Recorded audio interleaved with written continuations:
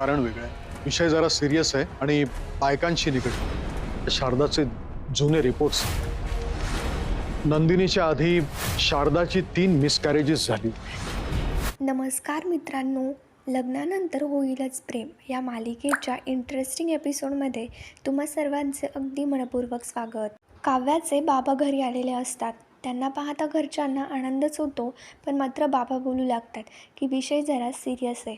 मी इथे बायकांच्या रिलेटेड बोलायला आलो आहे. आता काव्या, नंदिनी, मालिनी हे सगळे आश्चर्याने बघू लागतात आणि बाबा म्हणू लागतात, शारदाचं म्हणजेच की काव्याच्या आईचं नंदिनी होण्याच्या आधी 3 मिसकॅरेज झालेले होते. आता हे ऐकल्यानंतर सर्वांना मोठा धक्काच बसतो.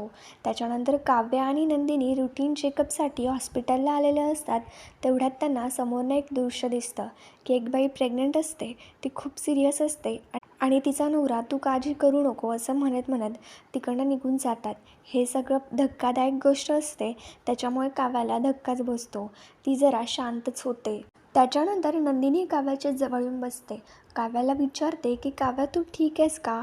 याच्यावरती काव्या शांतपणे म्हणू लागते की ताई अगं मी ठीकच आहे, पण मात्र ती बाई बघ ना.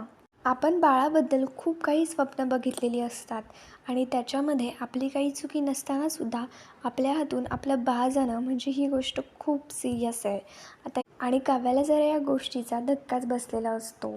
पुढे मग नंदिनी काव्याला कशी सावरणार हे आपल्याला पुढील भागामध्ये कळणारच आहे. त्याच्यासाठी चॅनलला लगेच सबस्क्राईब करा. थँक्यू.